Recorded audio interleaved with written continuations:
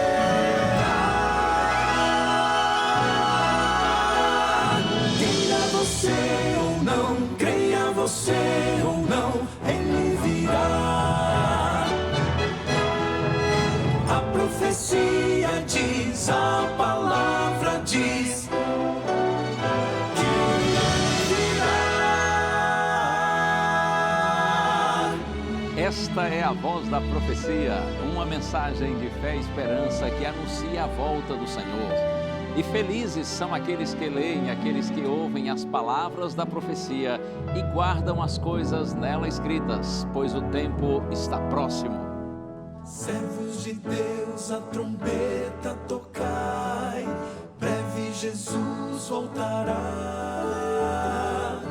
A todo mundo a mensagem levai, breve Jesus voltará. Breve virá, breve virá, breve Jesus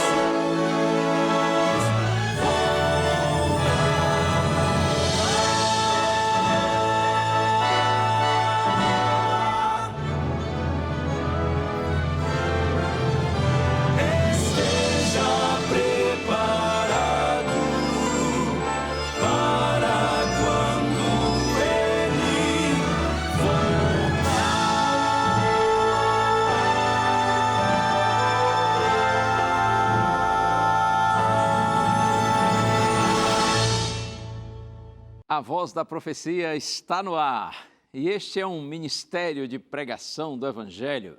Nós estamos na TV Novo Tempo, estamos também na Rádio Novo Tempo e nós estamos aí em nossas plataformas digitais na internet. Esse é um ministério de pregação do Evangelho. O ministério da Voz da Profecia começou em 1943, em plena Segunda Guerra Mundial, com o propósito de anunciar ao mundo que há esperança no Senhor Jesus Cristo. E é sempre bom ter a sua companhia em nosso programa aqui na TV. Muito obrigado porque você escolhe agora estar na TV Novo Tempo, o canal da esperança.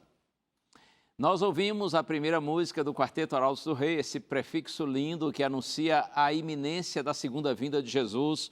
Mas tem mais músicas do quarteto em nosso programa hoje. E você também vai ver o testemunho de alguém que seguia outros deuses, os deuses modernos que há neste mundo, porém hoje segue o verdadeiro Deus e nele encontrou o sentido da sua existência. E eu terei o prazer de abrir a Bíblia e nós vamos pensar juntos hoje no primeiro mandamento da santa lei moral de Deus. Está pronto para esse estudo? Vai ser maravilhoso. Como disse no programa anterior, tudo que Deus faz objetiva o nosso bem e acredite, com a sua lei não é diferente. O propósito da lei de Deus é nos proteger, nos orientar, nos guardar, nos livrar do mal. E felizes são aqueles que compreendem e que andam nos caminhos do Senhor, que guardam a santa lei de Deus. Estamos juntos mais uma vez. É bom ter você aqui no programa A Voz da Profecia.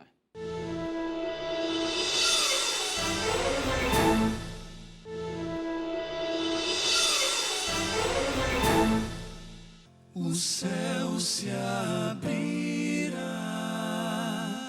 o céu se abrirá, preparando a entrada, preparando a entrada.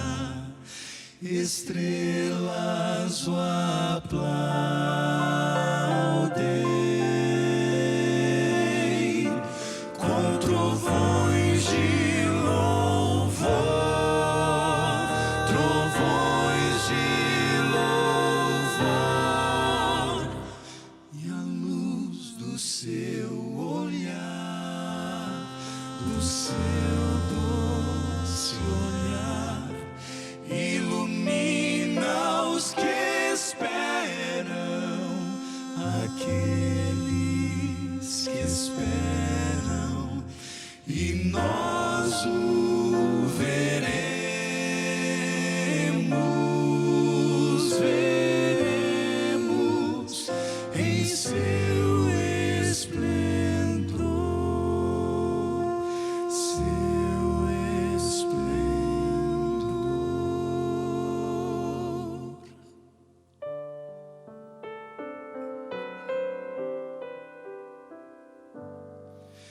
Jesus, vem logo, estais vós prontos. Jesus, vem logo, estais vós prontos. Se hoje a noite vier, como encontrareis? Jesus, vem logo, estais vós prontos.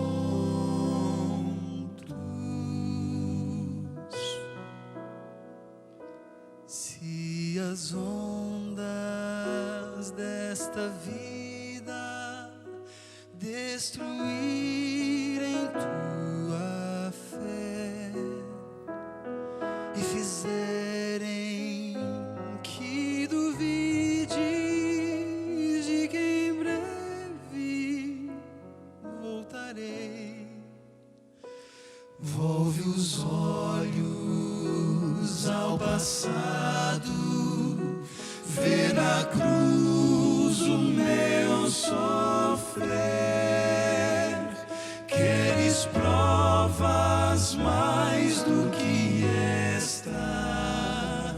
Tanto amei que a vida dei, mas ainda que demore, ou mesmo que pareça, eu não me esqueci de ti.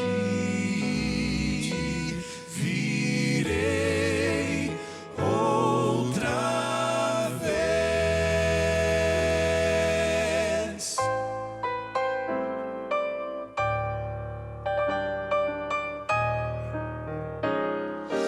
Filho, vai, chegou a hora.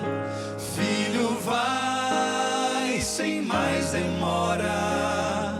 Vai buscar os meus amados e traz de volta aqueles por quem você morreu. Filho, vai, agora basta. Está provado, o mal não presta. Chega de esperar, a saudade dói demais. Já preparei a casa,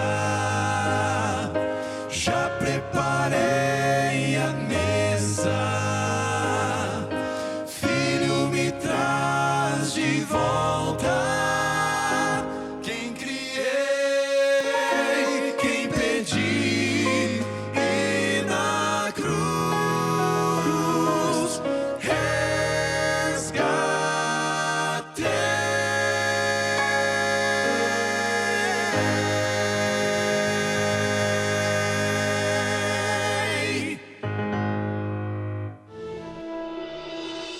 Eu desde cedo me preocupei muito em ter as coisas, né? De ganhar, ser coordenador, ser uma pessoa bem colocada na vida. Sempre tive essa perspectiva. Sonhei sempre muito com isso e consegui relativamente fácil ter uma casa, ter os bens, só que a minha preocupação era só essa, dinheiro, dinheiro, dinheiro. Eu preciso ter mais, eu preciso comprar, eu preciso ser igual aquele meu vizinho que tem um carro novo, eu preciso ter uma casa muito legal, muito bacana para que ela viva cheia, né? E durante muito tempo eu vivi isso. Pegava meu pagamento, depositava no banco, mas o dinheiro já era do banco.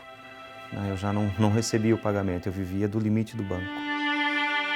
Até que apareceu para Emerson uma oportunidade no trabalho de ser transferido de estado para receber um salário melhor.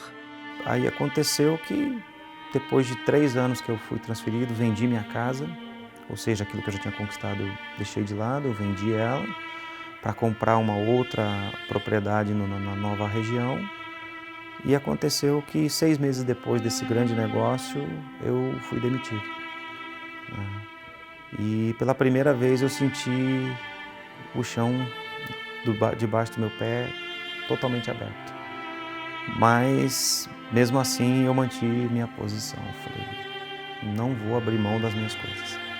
Eu tenho meu carro financiado, o meu filho precisa de uma boa escola, eu tenho que manter o meu condomínio em dia, eu preciso morar aqui, enfim. Eu continuei arrogante e mantive a minha posição. Não atrasei uma conta, mantive meus compromissos, não fui humilde em pedir ajuda. E dessa forma, Emerson continuava tentando manter o seu padrão de vida, pegando dinheiro emprestado do banco.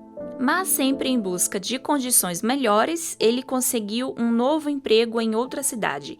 E logo depois surgiu uma nova oportunidade de trabalho que também exigia mudança, prejudicando assim a família.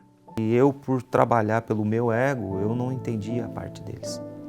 Eu não olhava a parte deles. Eu confesso que eu olhava muito para aquilo que eu queria. Então eu queria o quê? Ganhar bem e me dar bem com aquilo que eu gostaria de ter, um carro legal, uma casa legal, uma roupa legal. Eu pensava nisso. A história de Emerson só começou a mudar quando um dia a esposa dele fez uma proposta um tanto diferente. Aí a minha esposa um dia me disse, Emerson, vamos procurar a igreja.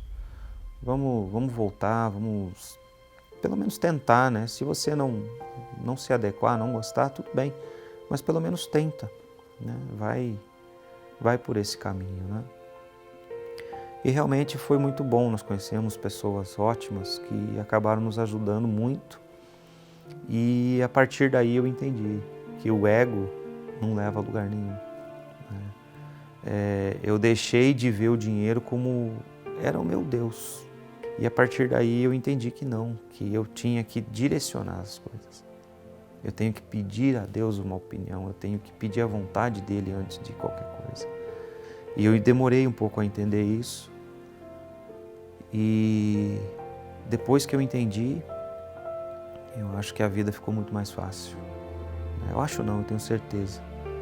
Ela ficou mais tranquila, a gente consegue administrar mais o tempo, né? A presença de Deus ela é sentida. Então nós perdemos mais tempo hoje olhando as coisas boas do que contando moedas e dizendo a coisa está ruim, né? Então o dinheiro deixou de ser o meu minha primeira necessidade. Hoje a minha primeira necessidade é Deus. Então a todo tempo, seja no meu trabalho, quando eu tenho um momento só, eu busco a Deus.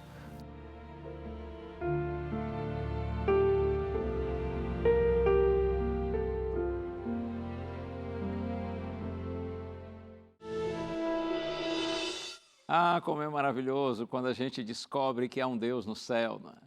Esse é o Deus verdadeiro. Esse é o único que é digno de adoração, de louvor.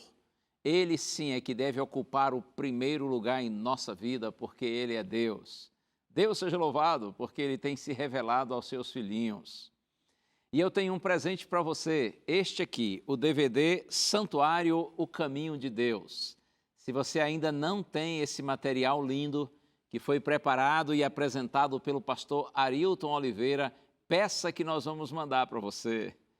Aqui há uma mensagem de Deus linda para você. Há muitos cristãos que não compreendem esse assunto tão sublime e profundo relacionado ao santuário. Mas, a partir do momento quando nossa mente se abre para a compreensão desse tema, a gente vê tão de perto, experimenta de forma tão profunda o amor que esse Deus maravilhoso tem por nós. Você quer esse DVD, Santuário, o Caminho de Deus? Peça que a gente vai lhe mandar. Você pode pedir pelo telefone ligando para a gente em horário comercial. Nosso número 0 operadora 12 21 27 31 21. Outra possibilidade é você pedir pelo WhatsApp. Manda uma mensagem de texto para nós dizendo que você quer o DVD Santuário, o Caminho de Deus. Nosso número está aí, 12981001425. Esse é o número para você fazer contato com a gente e receber o DVD Santuário, o Caminho de Deus. A gente vai agora para um pequeno intervalo, você recebe aí algumas mensagens da Novo Tempo, mas em seguida eu volto. E nós vamos começar para valer, estudando hoje o primeiro mandamento da Santa Lei de Deus.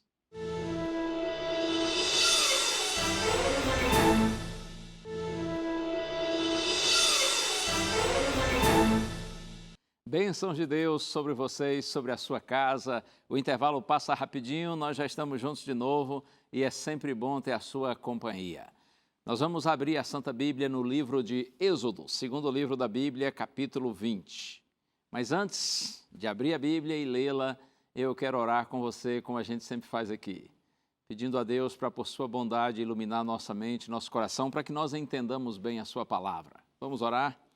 Ó Deus e Pai, te peço nessa hora por tua graça, Senhor, ilumina nós todos, para que a compreensão da tua palavra seja grandiosa e que essa palavra ilumine nossa vida e nos guie por um caminho seguro. Humildemente, Pai, nós te pedimos em nome de Jesus. Amém. Amém, amém. Esteja você agora onde estiver, pelo Brasil, pelo mundo, esteja você vivendo aí um momento, quem sabe assim, muito feliz, de muitas realizações, conquistas, alegrias, ou mesmo que o seu momento esteja pesado, difícil, passando por problemas, não importa. Deus está comigo, Deus está com você. Então eu quero pedir a você agora para deixar todos os outros pensamentos, sejam bons ou ruins, sejam de realizações ou de preocupações, vamos pedir a Deus que a gente deixe tudo isso de lado agora, para que nós nos concentremos em sua palavra e recebamos a mensagem que Ele tem para nós. Êxodo capítulo 20, vou ler os versos 1 e 2, está escrito assim: Então falou Deus todas estas palavras: Eu sou o Senhor teu Deus, que te tirei da terra do Egito, da casa da servidão. Entendendo o contexto dessas palavras, o povo de Israel havia saído do Egito em direção à Palestina. Viveram no Egito escravizados por alguns séculos. Por volta do ano 1450 a.C., eles são tirados pelo poder de Deus da escravidão egípcia. E agora, no terceiro mês de viagem do Egito para a Palestina, quando estão atravessando o deserto, eles param na região do Monte Sinai. E é ali que Deus entrega a sua lei. Mas antes de apresentar os 10 mandamentos, Deus diz essas palavras: Eu sou o Senhor teu Deus, que te tirei do Egito, da casa da servidão. Ou seja, eu tirei vocês da escravidão. Antes de revelar a lei, Deus apresenta a sua maravilhosa graça, a sua misericórdia, a sua compaixão. Foi por causa dessa graça que eles foram tirados do Egito e agora estão sendo levados para uma nova terra, a terra prometida. Deus mostra para o povo de Israel que eles se constituem num povo escolhido, amado, liberto por sua misericórdia. Veja que primeiro Deus liberta, depois Ele orienta seus filhos e os capacita a fim de que eles vivam em obediência ao seu senhorio. Eu creio que hoje também é assim que acontece. Primeiro o Senhor nos liberta do pecado. Depois esse Deus maravilhoso, Ele naturalmente que espera de nós obediência como expressão de amor e gratidão. E essa obediência a Deus só fará bem para você, para mim, para nós todos, porque a vontade de Deus será sempre para o nosso bem, para a nossa liberdade, para a nossa verdadeira felicidade. Você se lembra que Jesus disse, está lá em João 14, verso 15, é um verso curtinho, diz assim, se me amais, guardareis os meus mandamentos. Se vocês me amarem, vocês, disse Jesus, guardarão os meus mandamentos.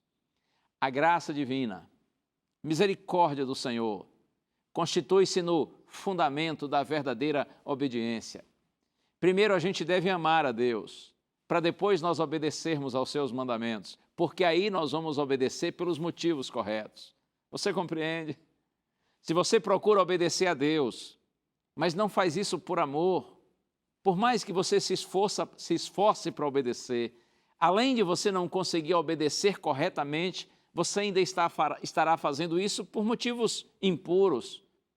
Talvez porque você queira conquistar o favor de Deus, talvez porque você queira, com a sua obediência, conquistar o céu, a vida eterna, ou quem sabe, procura viver em obediência a Deus para agradar as pessoas, não sei, para, quem sabe, ser considerado assim uma pessoa digna diante da sua comunidade, especialmente da sua comunidade religiosa. Quando a gente se dispõe a obedecer a Deus, mas não é por amor a Deus, nós fazemos isso por motivos incorretos.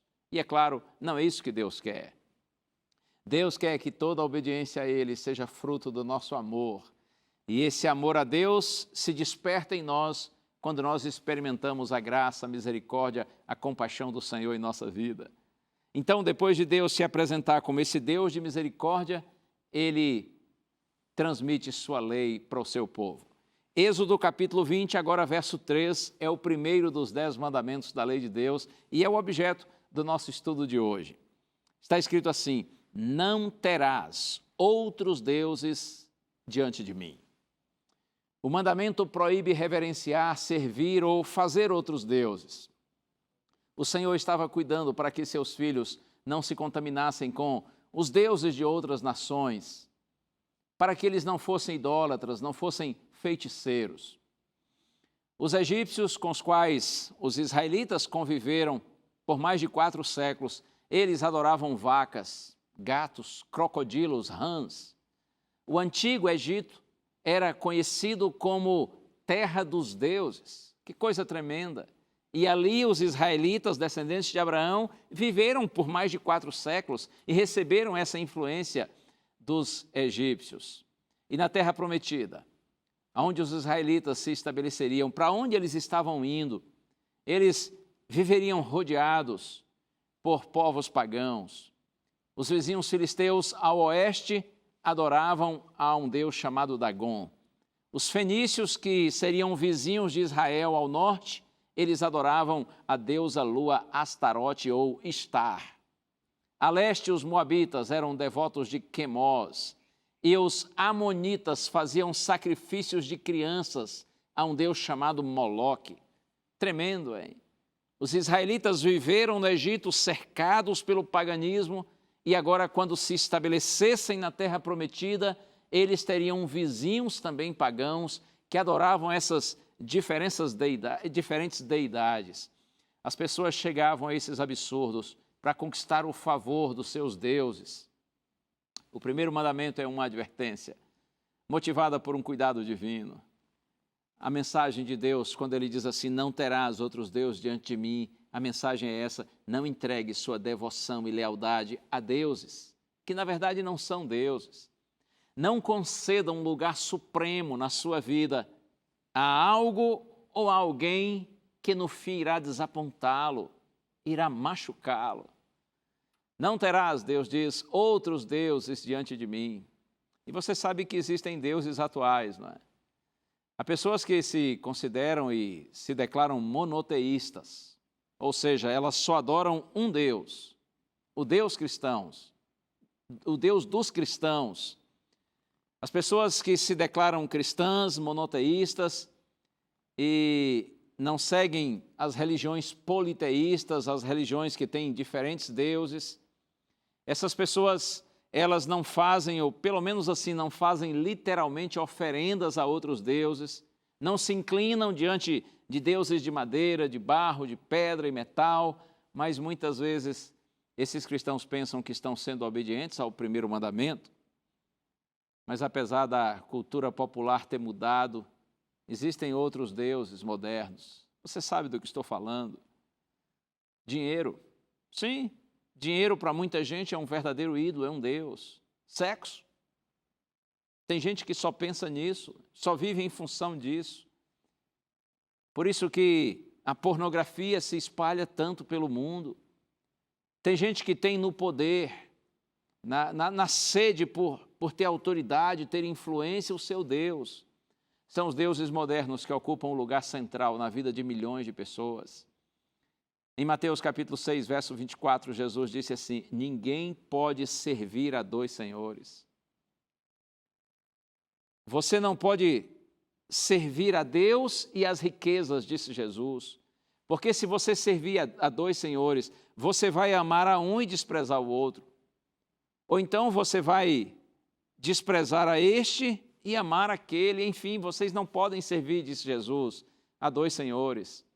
Vocês não podem servir, disse o Senhor, a Deus e às riquezas.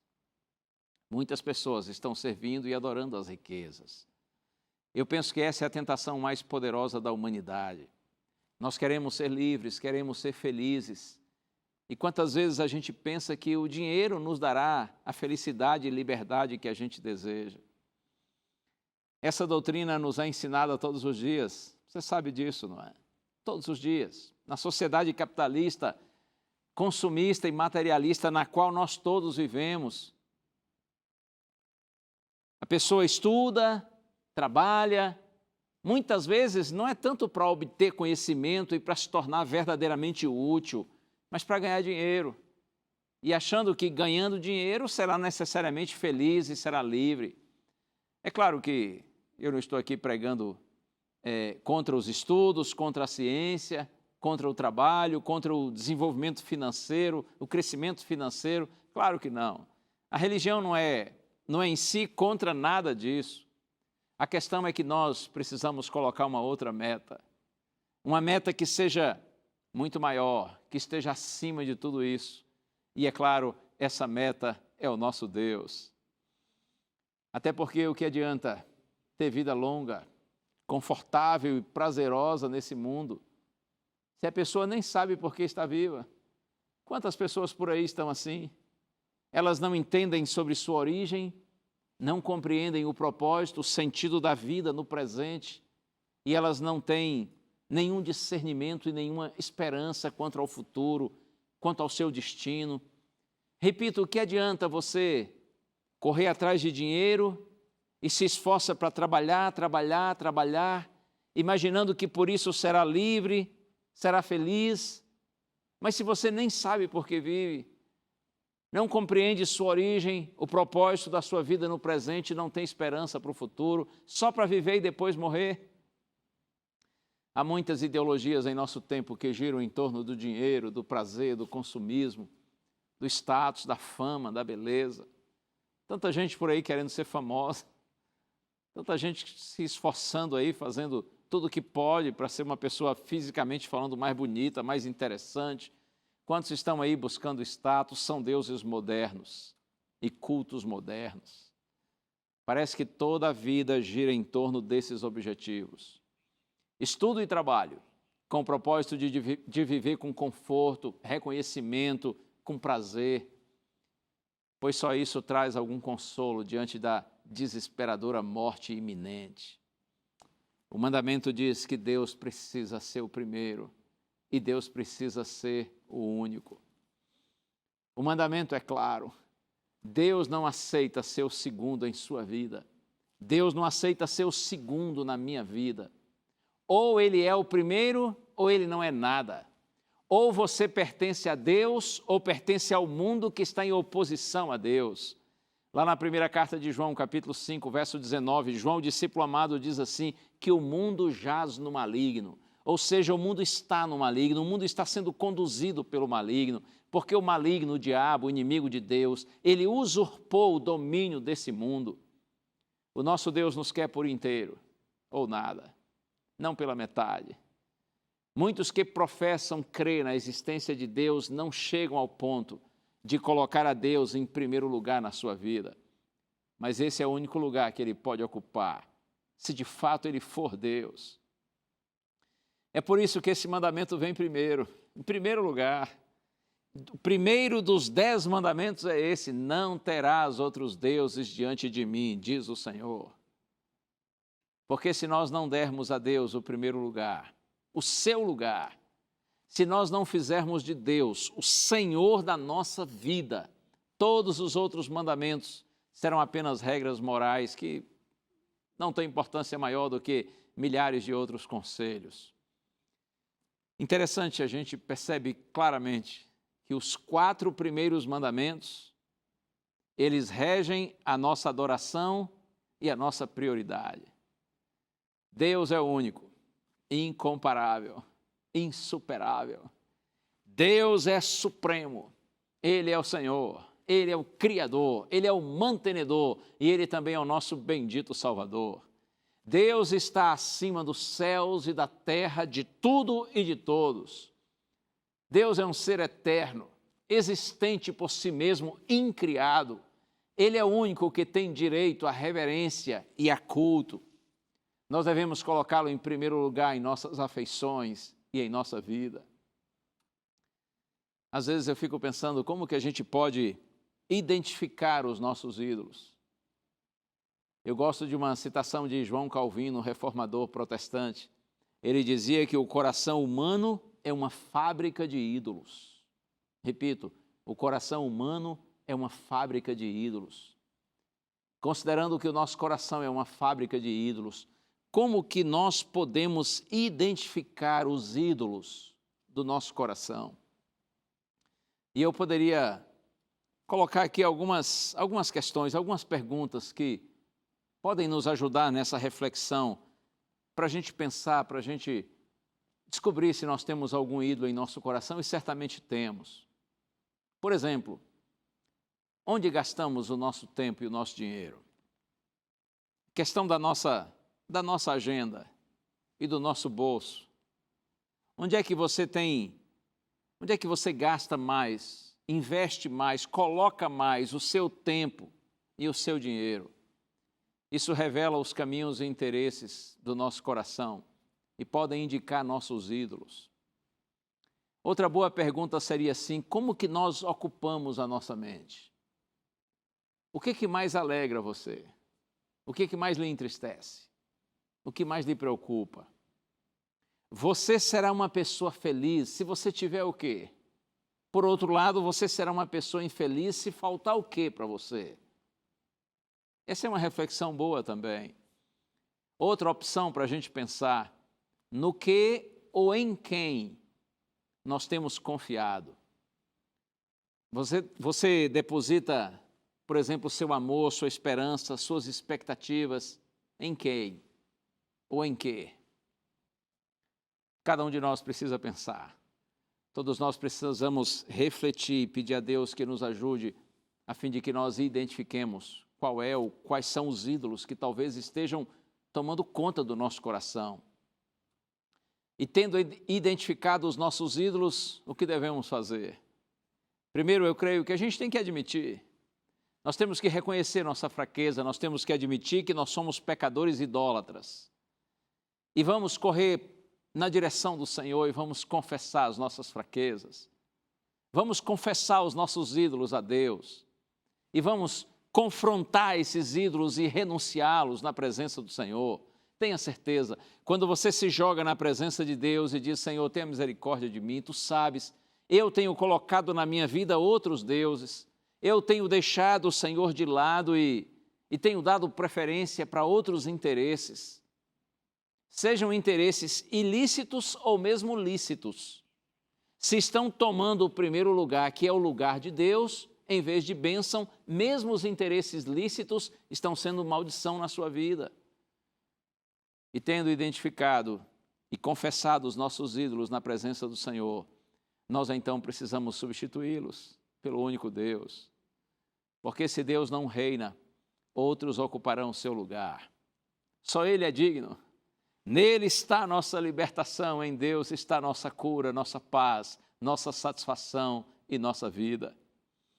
Você se lembra uma vez quando Jesus foi ao deserto a fim de jejuar, de orar? Está escrito que Jesus passou ali 40 dias no deserto em jejum, logo após o seu batismo. E depois que Jesus passa esses 40 dias com uma experiência sublime em comunhão com seu Pai, o diabo lhe aparece. E o diabo tenta Jesus, provoca Jesus, tenta levar Jesus ao pecado. Lá em Mateus capítulo 4 estão apresentadas essas tentações sofridas pelo Senhor Jesus Cristo no deserto. Na terceira tentação, está escrito que Satanás levou Jesus para um monte, o alto de um monte. E dali do alto do monte o inimigo mostrou para Jesus todos os reinos do mundo e as glórias dos reinos. E disse assim para Jesus: tudo isso eu te darei, se prostrado me adorares. Fama, dinheiro, sexo, poder. Como dominador desse mundo, por usurpação, o diabo se sente dono de tudo isso. E ele mostra tudo para Jesus e diz: tudo isso eu te darei, se prostrado me adorares. É isso. Você vai ter poder, você vai ter fama, você vai ter dinheiro, vai ter posses, você vai ter sexo, tudo isso te darei, se prostrado me adorares. E interessante que Jesus, em vez de se referir a esses falsos deuses, Jesus citou o primeiro mandamento na forma positiva. Jesus citou um texto que está em Deuteronômio, capítulo 6, verso 20. E ele disse assim ao diabo: está escrito, ao Senhor teu Deus adorarás e só a Ele darás culto. Sim, Jesus responde ao diabo dessa maneira, citando o primeiro mandamento, mas na forma positiva.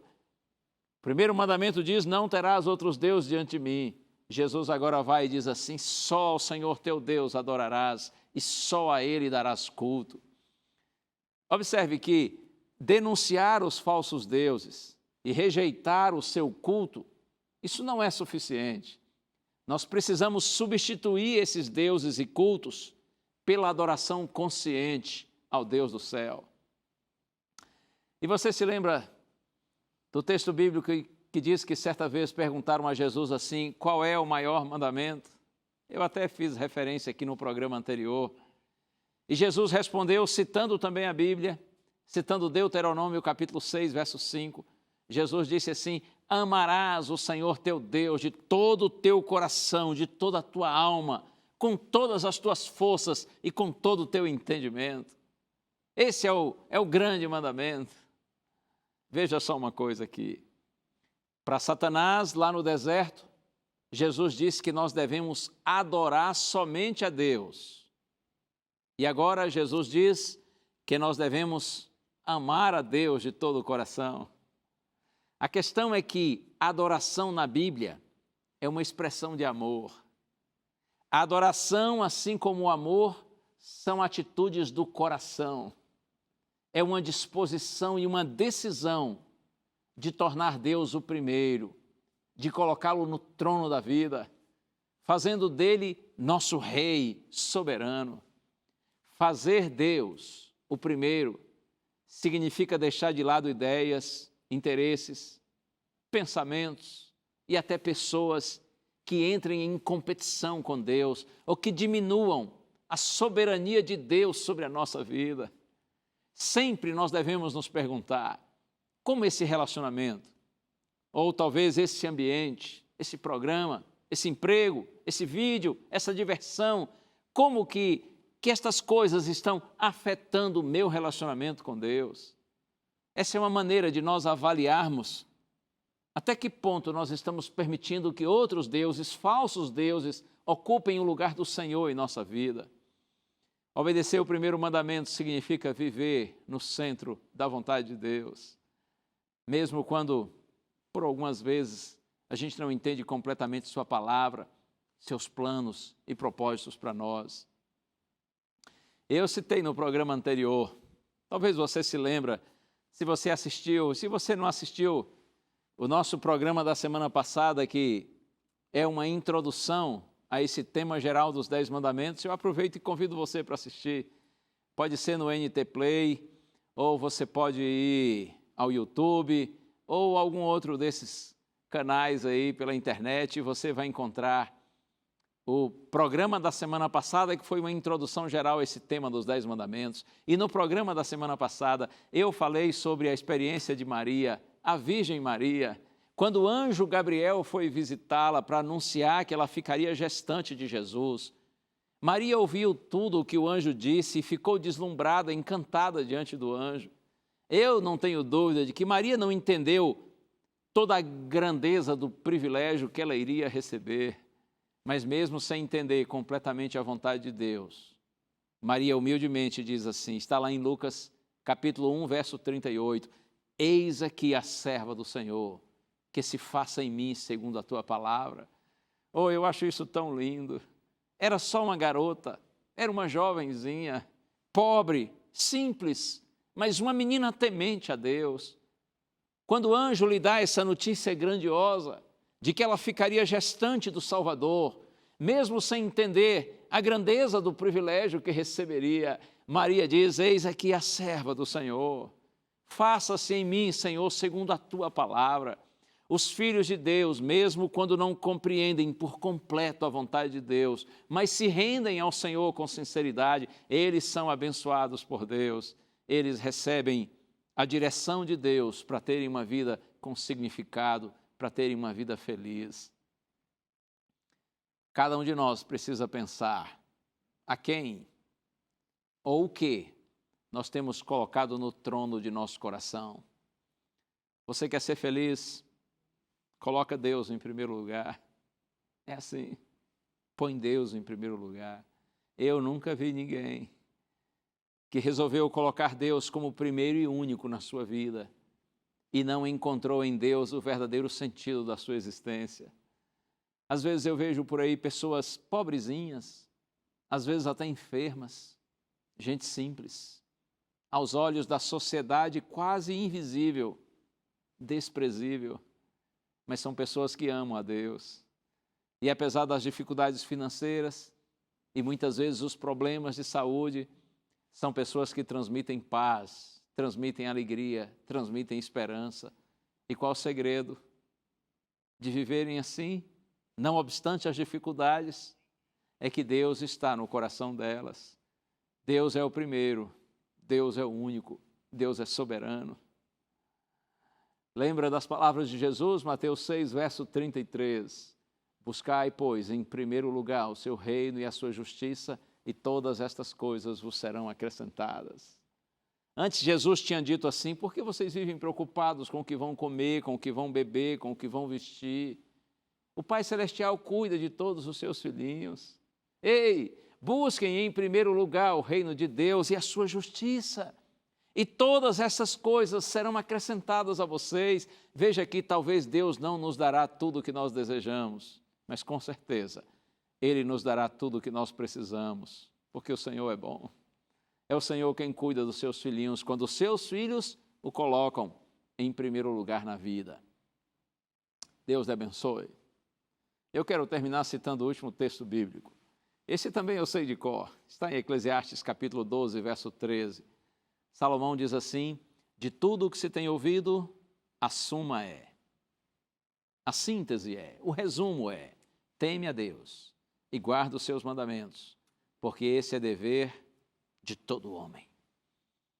Você quer saber qual é a grande mensagem de Deus para você nessa hora? É essa, teme a Deus. E por favor, não pense que temer aqui é no sentido de ter medo dele. Nenhum de nós precisa ter medo de Deus, muito pelo contrário. Qual é o filho que tem medo de um pai? Quando é um bom pai, quando é um pai cheio de compaixão, de carinho, quando é um pai que só quer o seu bem, qual é o filho que tem medo do pai? Ei, a gente não tem medo de um pai assim. Pelo contrário, a gente quer ficar perto de um pai assim. Teme a Deus, isto é, ame a Deus. Respeite a Deus, reverencie a Deus, reconheça que Deus é Deus e coloque-o no seu lugar devido. E o lugar devido de Deus é o primeiro. Coloca Deus aí no seu devido lugar. Teme a Deus, diz Salomão, e guarda os seus mandamentos. Ou seja, siga os seus conselhos, obedeça a sua lei, Esse é o dever de todo homem. E eu acrescentaria, esse é dever e privilégio. Porque felizes são aqueles que amam a Deus e que obedecem a sua palavra e guardam os seus mandamentos. Você quer encontrar o verdadeiro sentido da vida? Você quer ter paz e esperança nesse mundo? Um mundo de tantas guerras, de tantos conflitos e de tanto desespero. Você quer ter paz e ter esperança? Então coloca Deus como primeiro e único na sua existência. Busque ao Senhor de todo o seu coração e deixa Deus assentar-se no trono da sua vida e guiar você e direcionar você. Com Deus você será feliz. É hora de ouvir Arautos do Rei. E o quarteto agora entra e canta para honra e glória do Senhor, se Ele não for o primeiro.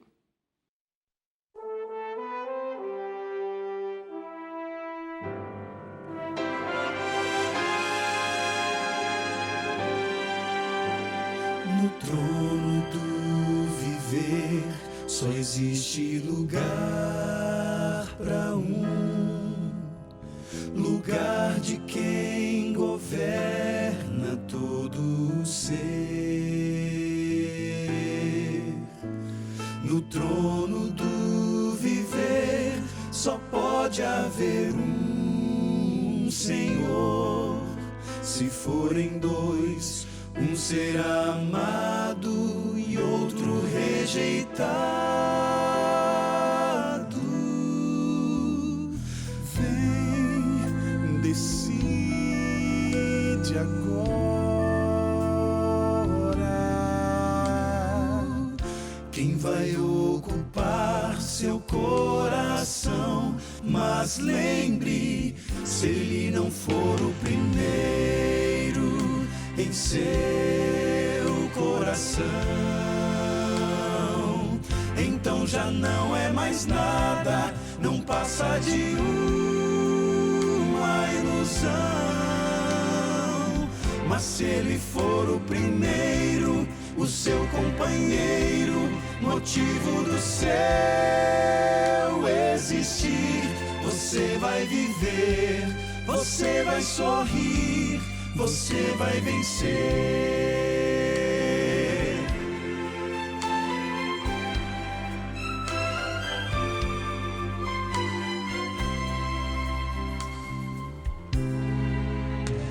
Um novo dia vai nascer pra você e pra mim. Depende de aceitar Jesus no viver. É hora de beber da fonte da vida. Você verá, em Jesus existe plena alegria. Vem, decide agora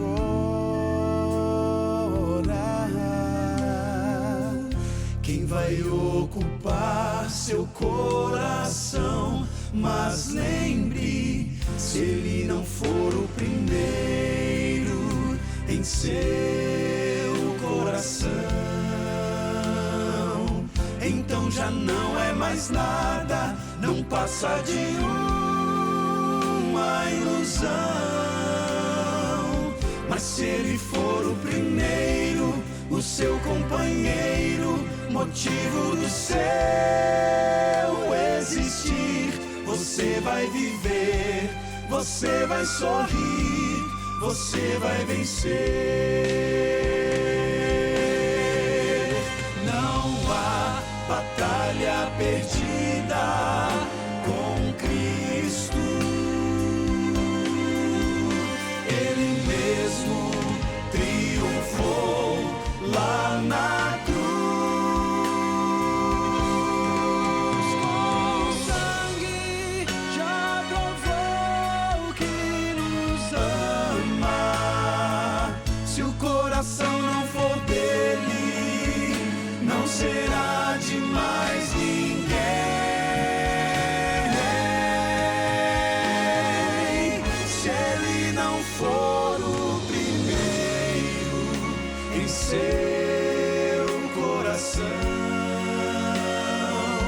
então já não é mais nada, não passa de uma ilusão. Mas se ele for o primeiro, o seu companheiro, motivo do seu existir, você vai viver, você vai sorrir, você vai vencer, você vai viver, você vai sorrir, vai vencer.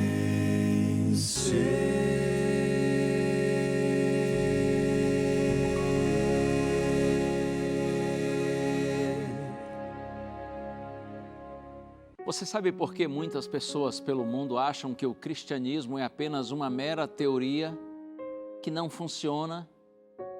É apenas um apanhado de ideias que poderão ser até interessantes, motivadoras, bem elaboradas, no entanto, na prática, assim, na real, não funcionam para valer. Sabe por que muitas pessoas têm essa ideia por aí? Porque elas olham para os cristãos e veem que há muita gente que professa ser cristão, seguidor de Cristo, mas na prática não coloca Cristo em primeiro lugar. Vive um cristianismo muito nominal, muito teórico, superficial. E conforme a música que nós ouvimos agora do quarteto, quando Cristo não é o primeiro, quando Deus não está no trono de nossa vida, Ele também não é mais nada. Ele não passa de uma ilusão. Nós estamos nos iludindo e tentando iludir os outros. Mas os outros, quando olham para nós e veem que a gente não vive o que a gente prega, então eles não se iludem. Eles não acreditam no que nós próprios não cremos, apesar de professarmos crer.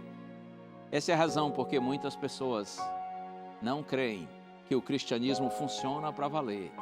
Porque nós cristãos temos deixado Deus fora do trono de nossa vida. Nós não temos priorizado a Deus em nossa existência. Que o Senhor tenha compaixão de nós. Que o Espírito Santo toque nossa vida e nos conduza na direção do Senhor. Que o Espírito Santo sensibilize o nosso coração para que nós nos despertemos e pensemos quais são os deuses, os ídolos que estão ocupando o lugar de Deus na minha vida. Volte-se para Deus e Ele vai se voltar para você. Peça a Deus que ajude você a identificar esses ídolos e tirá-los e substituí-los por aquele que é digno, por aquele que merece estar no trono de nossa vida. Se por um lado o cristianismo sem Deus no centro é fraco, é inoperante, é infrutífero, não influencia ninguém para o bem, quando Cristo está no trono de nossa vida, então as pessoas percebem que o cristianismo não é apenas uma linda teoria, é uma prática, é uma realidade. Porque você será uma pessoa abençoada e feliz e sua vida será luz para os seus semelhantes. Deus nos abençoe. Vamos chamar e colocar o Senhor no trono da nossa vida como o primeiro e único. Oremos juntos. Ó Deus, eu te agradeço por ter compartilhado tua palavra mais uma vez com os teus filhos. E te peço ajuda no Senhor, tu sabes, é tão fácil nos confundirmos e corrermos atrás do vento e termos uma vida de vaidade e colocarmos o que é fútil e inútil no teu lugar. Por isso nós te pedimos ajuda no Senhor a identificarmos esses ídolos e destruí-los, derrubá-los, para que o Senhor reine, para que o Senhor esteja no trono de nossa vida, seja o primeiro e único. Nós oramos, Pai, no nome santo de Jesus. Amém. Amém e amém. Muito bom estar com você mais uma vez. Se o Senhor permitir, a gente se encontra então no próximo programa. Fica com Deus. Abraço. Tchau.